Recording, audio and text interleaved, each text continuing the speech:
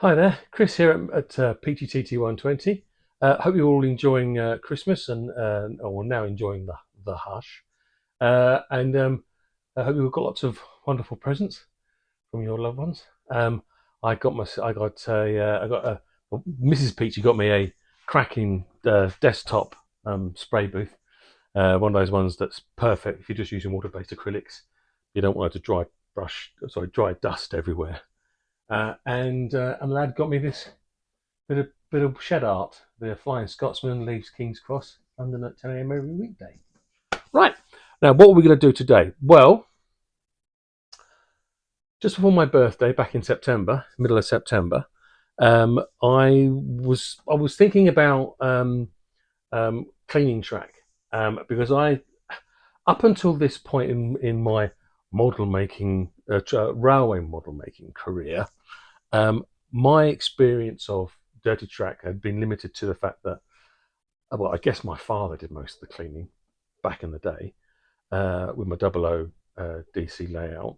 Um, but we used to use track rubber like this, which you can still get today, which is kind of a bit of a, some people think it's a bit of a violent way of cleaning it. Track, that is. And although it is good for getting off debris from when you've been doing, scenic works. Um, and then cleaning it also with either white spirits or with isopropyl alcohol, um, in one of those little wagons with a little sponge under its belly that would be pushed along to clean the track. And I think that they're all kind of valid ways of cleaning the track.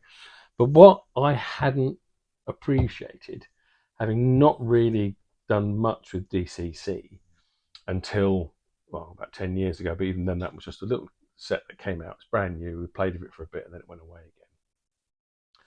I hadn't realised how sensitive DCC is to to the cleanliness of the track. And so if you're building a big layout in your loft or your shed or whatever, a big permanent job, that's a lot of cleaning, and you can spend hours cleaning before you have a decent session. So I was kind of thinking, are we missing a trick here? Is there something we can do about it? Now, I do appreciate that when it comes to things that make track dirty, number one, two of the things I think that will have the biggest deficit is, well, if you're doing, like I said before, if you're doing scenic works, you have to thoroughly make sure you clean your track after done your scenic, so that the contact surface is super clean once you finish your scenic work. And if you're using paints like I've done on mine, where you're using oil-based spray cans, and you need white spirits, for example, to clean that off, or thinners, just remember you then need to clean it again with something like alcohol, because cleaning it with an oil-based cleaner thinner like white spirits or thinners, cellulose thinners, you can leave trace elements of grease behind that don't evaporate. So that's when you just have to go back over with the isopropane to get rid of that grease. Now, saying that, I think the thing that really makes track dirty is your rolling stock, uh, rolling over it and dropping oil and whatever. So you're never going to get up to a point where you don't have to clean the track. But something else that I certainly believe is true, and some people might put comments down and explain to me that it isn't, is that all metals do develop some kind of tarnish or patina. Even though in a perfect world, the silver nickel, uh, it doesn't much. Everything will still can, any kind of surface that can receive some kind of contact with other elements is going to end up having some kind of effect.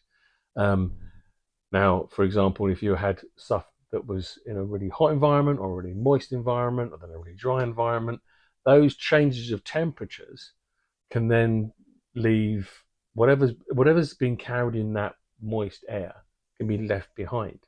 You can have, whether that's lime scale or whether that's water stain marks or whether that is some kind of oxidation. Now, um, one product that I've used in restoring bicycles on aluminium and on chrome that really does do what it says on the tin is this MAAS metal polish. Now, Why is it? Why do I rave about this in the bike world? Well, because apart from being a very excellent cleaner, it has a very clever chemical compound which has antioxidants in it, and so it protects that metal, and that metal doesn't oxidizes less. I've polished aluminium frames to a high mirror polish before, and they are still super shiny a couple of years later.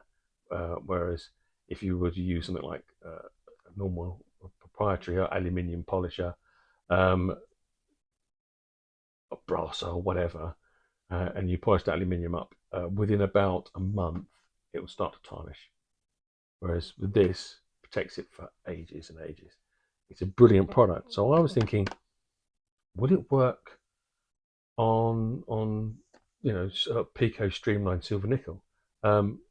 Let's give it a go. So what I thought we'd do, it's not to replace the fact you've got to clean your track. It's just there to sort of um, uh, make the gap between cleaning it longer, and make sure that it stays in tip-top condition as long as possible. So that was the aim, is trying to reduce how much time we're cleaning and more time model making or playing with the LOCO'S, operating the layouts.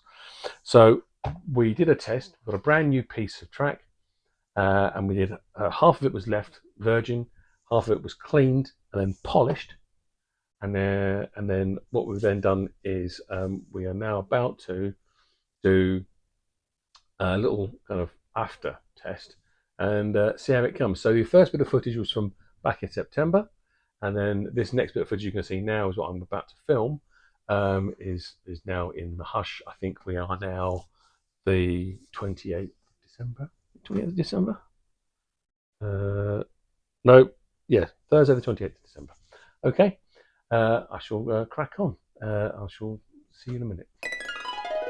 Right then, brand new virgin pack of Pico Streamline SL1200 code 55 TT120 wooden sleeper type track. Right, let's have a look.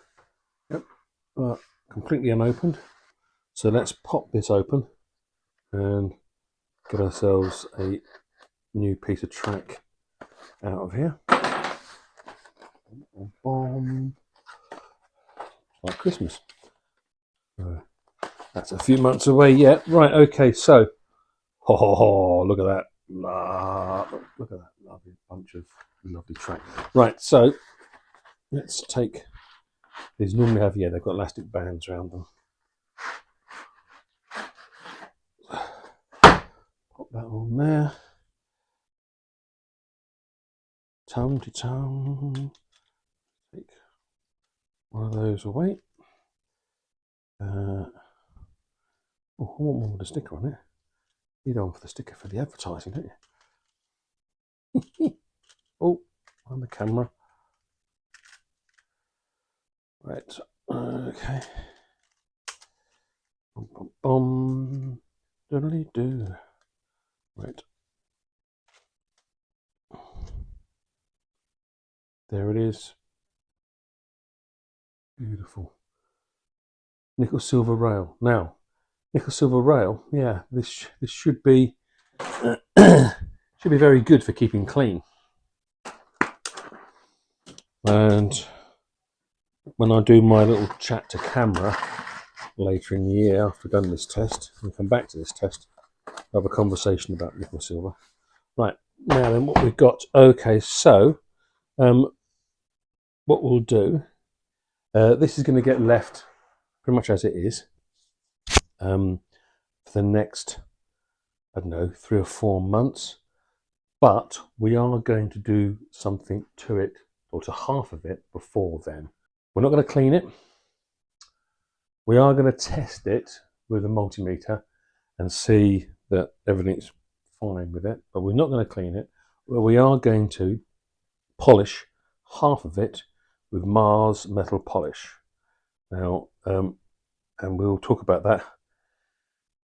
Well, I'll talk about it now as well. So I might, sorry if I'm going to be repeating myself. I'm a little bit, this is being filmed in September, and I'm going to be doing a piece to camera later in the year when I see what the test results are.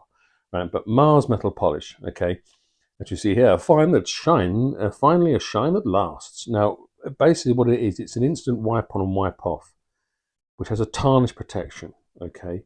It's got a whole lot of stuff in it, now which you can use on silver, sterling silver, stainless, brass, copper, gold, chrome, platinum, aluminium, right? So the formula within this, which is different from a lot of other polishes, is it has antioxidants. Yeah.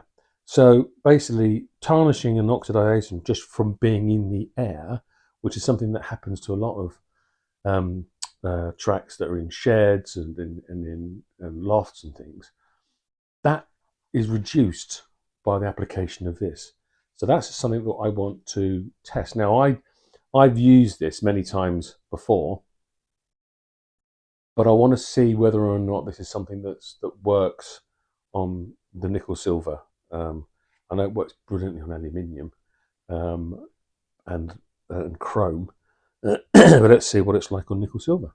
So we'll apply a bit of this, and we'll put it to one side for however many months. Oh, little added thing that you might be of interest to you. Let's cut a little bit of this cloth up. A little bit of added interest to you is the fact that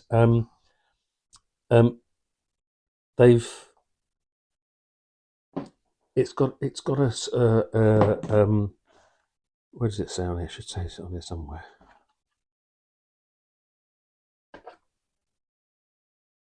Yeah, French lavender. That basically means that it doesn't stink the kitchen up. Personally, it doesn't really smell that much of lavender to me, but it doesn't stink as bad as other polishes. That's an absolute definite.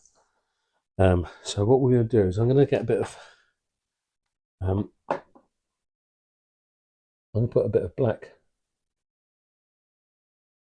from a Sharpie approximately in the middle, so that we know where we're working to. I'm going to get a little bit of isopropyl alcohol, because certainly metal polish works best when the track is perfectly clear. Now this should be clear because it's brand new, but we're going to give that, oh, that's got a bit of tarnish on it already. We're just going to make sure this is as clean as it can be. Right, okay, so that's now nice and clean. And then we're going to get a dry corner of this. And we're going to get some of this out of the tub.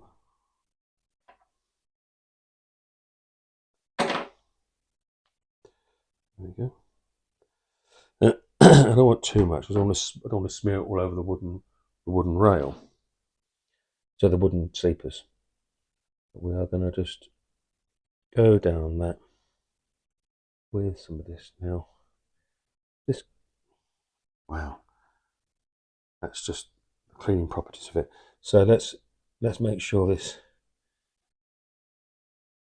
is as clean as can be. Off black. That's incredible. Oh, I'm going to do a little bit more. But you don't need much, okay? And I'm just going to make sure that it's just spread about the cloth a little bit, so we're not wiping too much onto the sleepers. Although, to be honest, that doesn't really matter because we're going to be obviously covering all this in paint and what have you at some point. But a hard block might be good with a piece of cloth so that you aren't actually pushing it down onto the track, onto the sleepers. Okay, so I'm going to go for a clean piece and try and polish it. Okay, right, well, let's have a look. See if I can get it to focus on this. Take everything else out of the way. Can we focus on the scalpel? Yes, we can. Let's focus on this. So this is the side that's not being touched, and then this is the bit that's been polished. And the rail, I'm not so sure it picks up on the camera or not, but the rail is super shiny. I can go between the, okay, so that's, where's the black mark? There's the black mark where my thumb is. That side, slightly yellow tinged. This side, a lot brighter, maybe. Yeah, definitely a lot brighter. So anyway, it's super shiny now. We are going to, the TT120 bit is where the black dividing line is between the stuff that's been polished and the stuff that is untreated. And we're going to put this away. Actually, I'm going to put this somewhere that might be a real challenge. So I'm going to put this in the kitchen, because it has various levels of moisture and it has varying levels of temperature, and you've got a lot of kind of foreign bodies in the air. Yeah, I think that would be a good a place as any. But I might do a couple of months in the kitchen, maybe a couple of months in the shed when it starts to get a bit colder. I mean, or if it's a rainy period, then I'll go stick it in the shed because there'll be a much higher humidity. Now, before we pack it away, we probably should do a bit of testage on it, see if we've got the right, see that there's any difference before we put it away, as it were. All right, so multimeter onto DC, and we've got the gauge master whacked up to full, so I'm expecting something in the region of like 14 and a bit volts through here. And what we got? Yep, 14.3, perfect. And over onto this side, let's turn it off and on again. And over on the uncleaned and unpolished side, 14.34. 31, 32. Perfect. Okay, so I'm happy with that. Both sides are giving us what we want. So 14 volts at full power, maximum power that is. Yeah, let's pop everything away and get on with it. Now then, Merry Christmas. Well, actually, this is the hush. We've had Christmas. We're just before New Year's.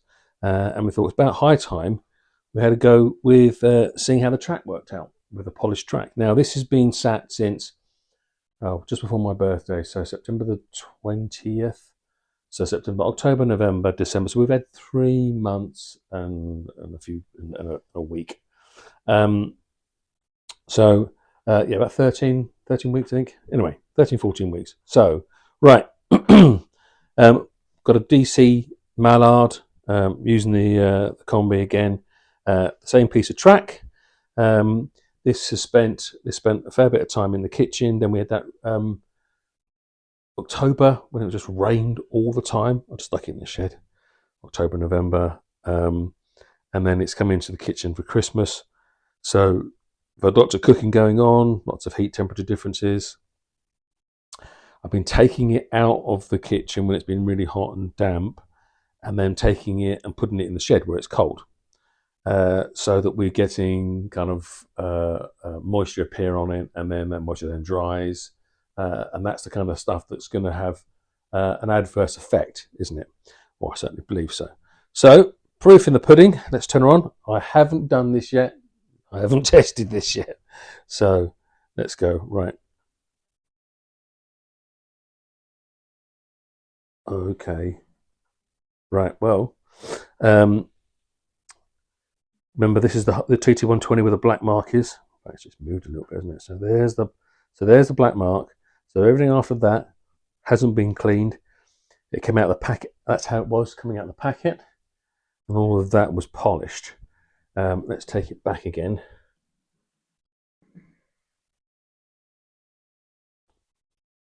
Try it again. We'll try a crawl.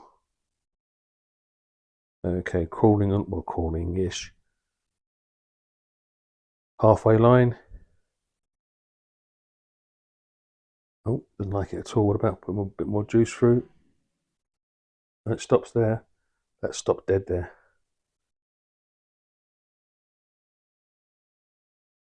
Oh, well, I'll definitely say there's a difference.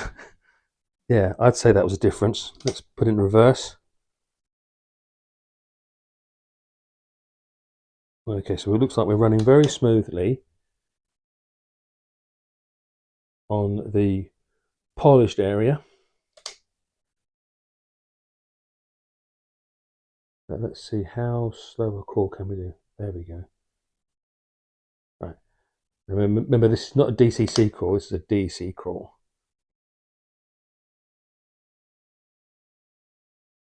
That's pretty good going, I think, isn't it? Wow. Yep, still crawling. Now we'll give it a little bit more juice to move along a bit, so the video's not too boring. And we'll get to the stuff that hasn't been cleaned. Oh, it's got a bit of a dead zone there. Another dirty patch there. Wow. Well, I know it's not particularly scientific, but yeah, food for thought. I'm going to get in close and have a look at the track now. Actually, no, I'm not. We'll take Mallard off, and let's just see. Put onto full power, and let's see what kind of results we get from the multimeter. Is it worth zooming in a bit so it's a bit easier to see? There we go. Right. Okay. So let's turn it on to DC. Make sure that's all in frame. So this is the nice clean stuff, and we're getting what we're getting there. 14.5. Over here we're getting 14. Yep. And then let's go over to 0 it again. We'll try the black patch of marker. That still gives us 14. And then let's work our way along. Are we in shot? Make sure it's in shot. Wasting our time. Right, show that the power's on. Put that in shot so the power's on. Right, okay, so there, turn it off, on again. DC, right, okay, so boom, boom, boom. 14 there. So we'll just swap it over so we're not going to make negative mark. There you go.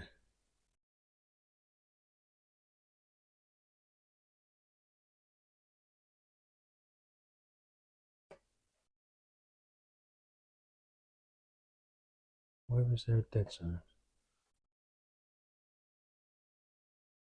Oh, here we go. So that dead zone there, when I glide it along there, it doesn't like it at all.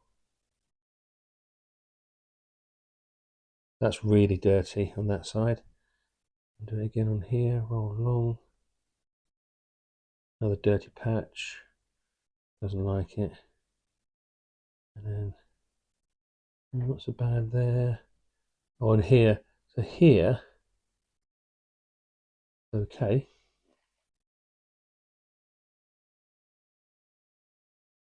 But then we get to that dead patch, and it all of a sudden seems to be on that side more than this side.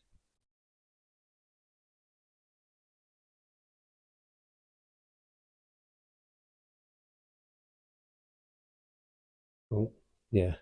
But I can even feel it on there, the dirt on it.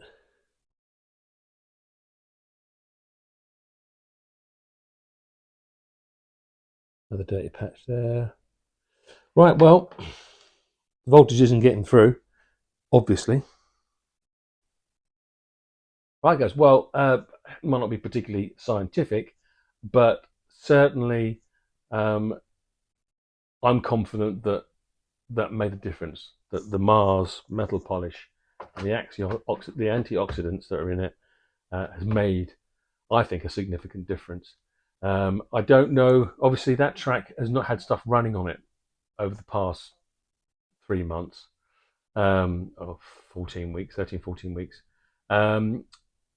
But okay, so how it performs with LOCO'S running on it, I don't know. It's something that I'll find out over time. But I'm definitely going to be when I lay my track, I'm going to be polishing it. Then I'm going to be doing my scenic work. Then I'm going to be cleaning it, and then I'm going to be polishing those surfaces again. And I'm going to be using MAAS. If you're interested in this product, there is an affiliate link down below from Amazon. There's also I'm not sure if I've got a link for the alcohol, but because I get that on eBay, and I'll probably even put a link in for a rubber if you really want to go back to old school. And of course, there's links down there for the rest of the Hornby range if you would like to help support the channel. Hope you have a fantastic. Will I be out? This might not be out before New Year. No, this might come out after New Year. Anyway, I hope you had a cracking New Year as well. Woohoo! I hope you have a fantastic 2024. That's just in case this doesn't come out before New Year and comes out afterwards, because you've got family and stuff to run around after you, and there's lots of leftovers to eat. Now, what's left to say is a quick like and subscribe. Don't forget to ring that little bell. Subscription doesn't cost anything. It just helps support the channel in the fact that the algorithms then get my stuff out in front of more people, and keeps you from dropping down the list when it comes to how YouTube advertise this kind of stuff. And then there's a couple of videos here and here. I'll see you soon. Take care. Bye bye.